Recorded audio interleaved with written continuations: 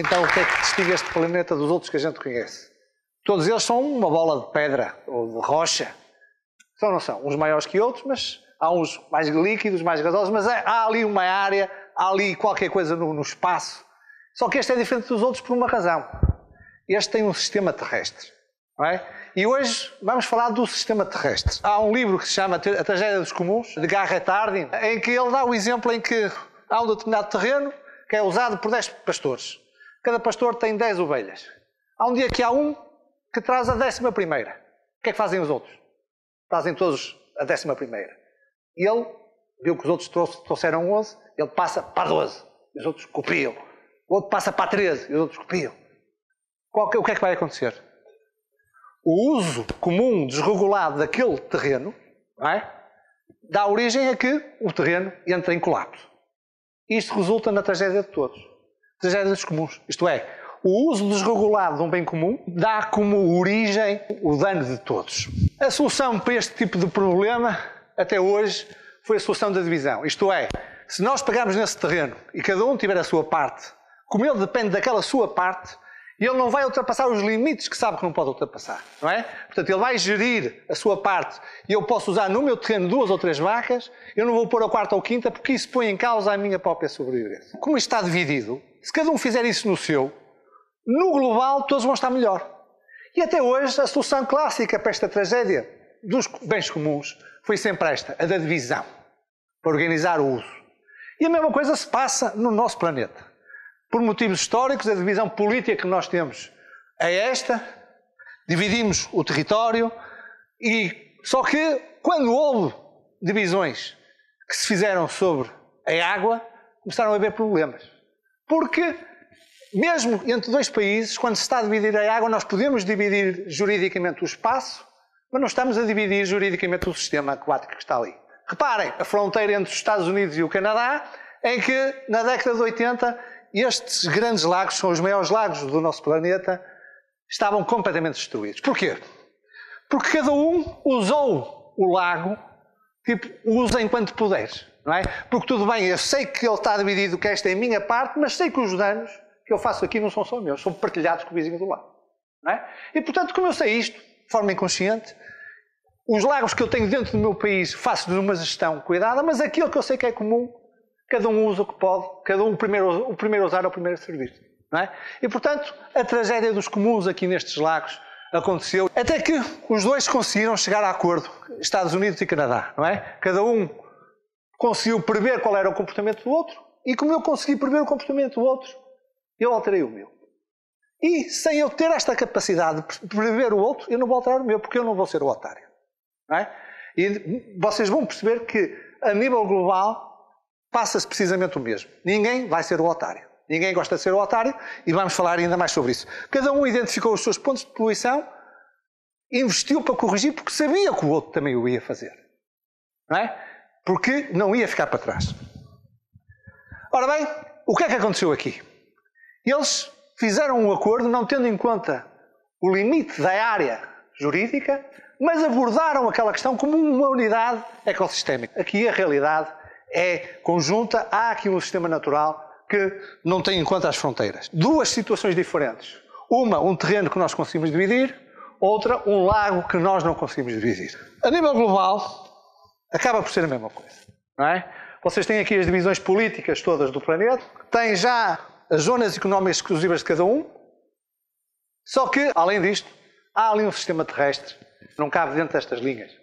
E temos também já, aqui neste mapa, aquilo que hoje é não só em termos da área do planeta, mas também em termos de altitude, isto é, em termos do espaço aéreo. A soberania exerce sobre as 200 milhas marítimas, a coluna de água que está por baixo e toda a área do espaço aéreo, que é esta neste caso. Ora bem, esta mistura de diferentes propriedades, digamos assim, de titularidades entre as soberanias e as partes comuns, quando nós estamos aqui a falar de partes comuns, estamos já aqui a falar neste mapa que já são património da humanidade neste momento, os fundos marinhos, a Antártida. Estão a ver que no mesmo bem materialmente indivisível que é o planeta, já existem 2 tipos de titularidades, uma comum a toda a humanidade e outra a soberania do Estado. Elas misturam-se, estão dentro do mesmo bem materialmente indivisível, tal como num condomínio. Ora bem, a grande questão que se coloca aqui é que este planeta não é apenas uma rocha no espaço. Este planeta tem mais qualquer coisa que área. E juridicamente o que existe é uma área.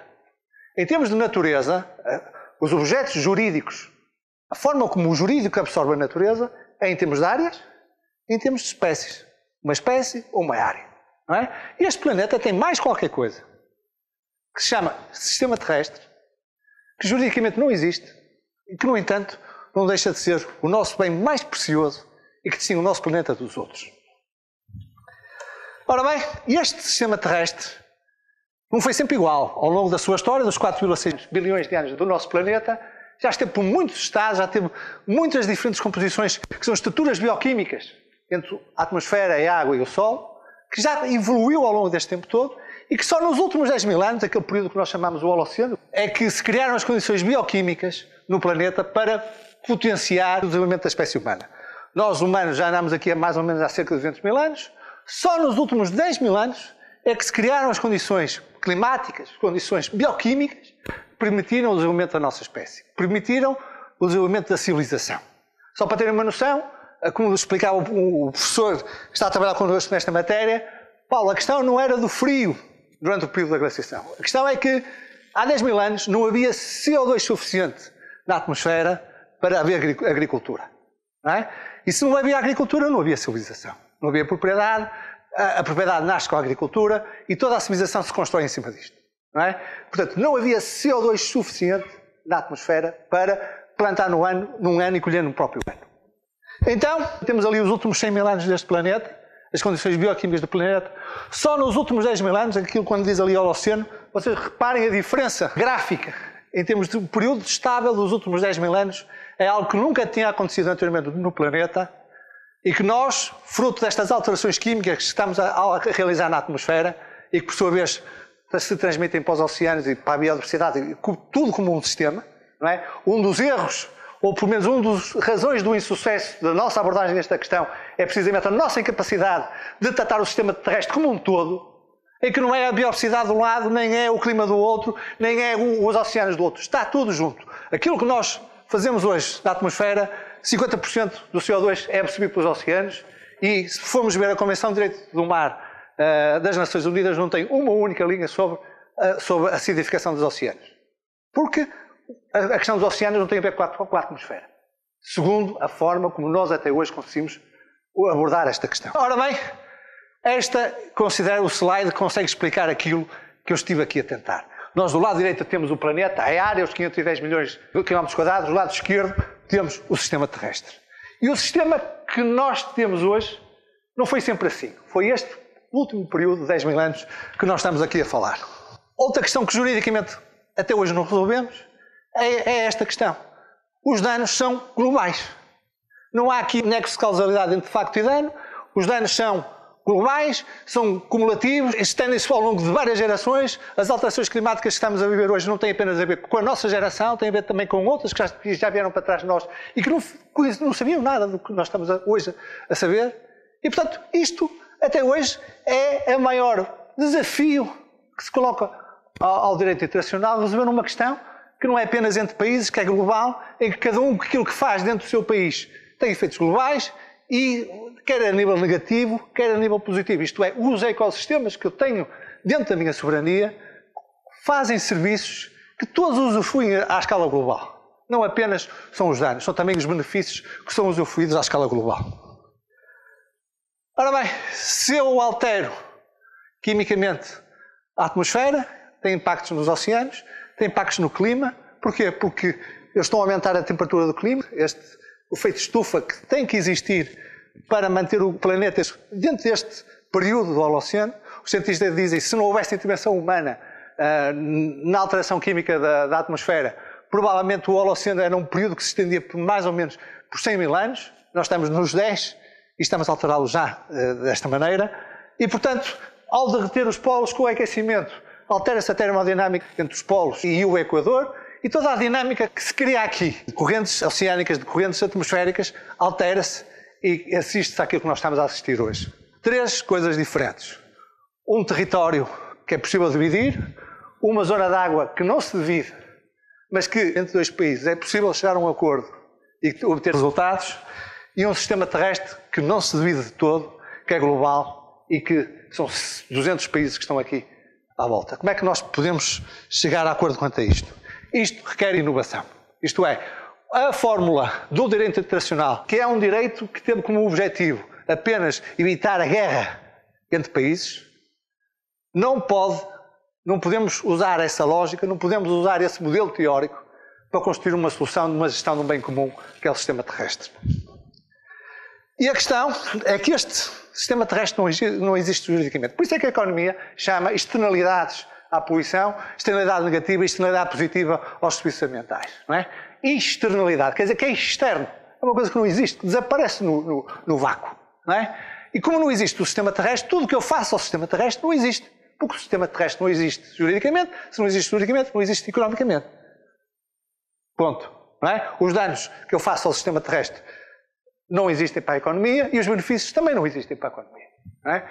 E, portanto, este sistema terrestre, e hoje já temos forma de medir o seu estado. Aquilo que se chama os Planet Boundaries, que definem qual é a estrutura biogeoquímica do Holoceno, deste período da história do nosso planeta, que se define por uma determinada estrutura de limites, de faixas, dentro das quais aquilo que se chama o espaço de manobra seguro para a humanidade. Não é? Este espaço de manobra segura para a humanidade é esse nosso património natural intangível. Isto é uma natureza que não é um espaço geográfico, não é uma reserva natural, não é uma espécie protegida, é uma estrutura bioquímica que é o nosso maior património natural intangível. E porquê não apenas impor limites?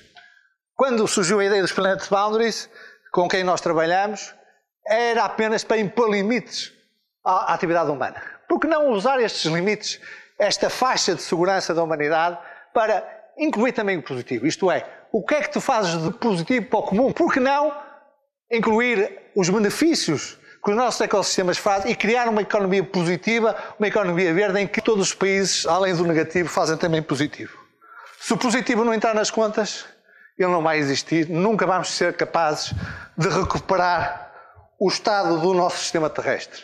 Mas, até hoje, só trabalhamos com limites, só trabalhamos com quanto é que tu vais poluir menos. E não metemos nas contas quanto é que tu vais fazer mais de positivo para o comum. Quanto é que tu vais mais fazer positivo para manter o sistema terrestre dentro destes limites. Ali, neste mapa, temos as áreas do planeta que, neste momento, são passíveis de ser recuperadas. Qual é esse capital natural que nós temos e que é um mundo de oportunidades. Neste mundo, ninguém vai investir a recuperar as suas florestas quando os benefícios são de todos e o custo é meu. Ninguém vai querer ser o otário. Voltando à mesma lógica, sem um sistema de contas em que, para além de sabermos qual é a pegada negativa que cada um faz no sistema terrestre, e se não a contrapusermos com a pegada positiva, nós nunca vamos criar as condições estruturais de perceber qual é o teu saldo, qual é o meu saldo, e eu vou investir no meu positivo, porque sei que aquilo que eu vou investir positivo vai entrar nas minhas contas. Isto é, aqui o meu positivo, os benefícios são de todos, mas os todos são capazes de me compensar a mim. Isto é o que nós chamamos o ecosaldo. Não é? Quanto é que cada um faz de positivo ao sistema terrestre, quanto é que faz de negativo, e isto é a condição estrutural para conseguirmos obter um acordo. Para isto existir, tem que primeiro existir juridicamente o sistema terrestre. Esta senhora, Elinor Ostrom, foi uma senhora que ganhou um prémio Nobel da Economia só a trabalhar com comuns. Ela contradisse a teoria que nós falámos ao princípio, a teoria de que só dividindo é que nós conseguimos gerir as coisas, e mostrou economicamente que é possível ter mais vantagens económicas na gestão dos comuns do que a separação que nós tivemos até hoje. Hoje chegámos à conclusão que há bens no nosso planeta que nós não conseguimos dividir, estamos condenados a geri-los de forma comum, ou nós somos capazes de perceber isto, em que há uma forte interdependência entre todos e que só com contas, em que ninguém se sente lesado, ninguém se sente o otário, é que podemos chegar a um acordo. E esta expressão do otário é mesmo desta prémio Nobel da Economia. Ninguém quer ser o otário.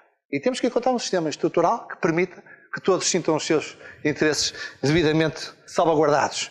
E só nestas condições se constrói a confiança. Não é? Esta confiança de conseguir prever o comportamento do outro e, em função disso, condicionar o meu. Esta governança global, como bem, não é sobre o planeta, não pode ser uma imposição de alguma instituição que vem de cima, que tem mais poder que os próprios Estados. Tem que ser um sistema em que cada Estado sinta os seus interesses, mesmo que seja devedor do comum, mas saiba porque é que é devedor e qual é a lógica e qual é o comportamento dos outros, e que permita que aquilo que está a ser governado não é o planeta, não é o Estado, é o sistema terrestre. Isto é um condomínio. Quando nós misturamos dois tipos de propriedades sobre o mesmo bem, que se misturam, que se sobrepõem estas duas propriedades e que se tornam simbioticamente interdependentes uma da outra, estamos a falar de um condomínio. Então, este é o condomínio da Terra, é aquilo que nós estamos a propor para gerir o sistema terrestre e a nossa vida neste planeta no futuro. Obrigado a todos.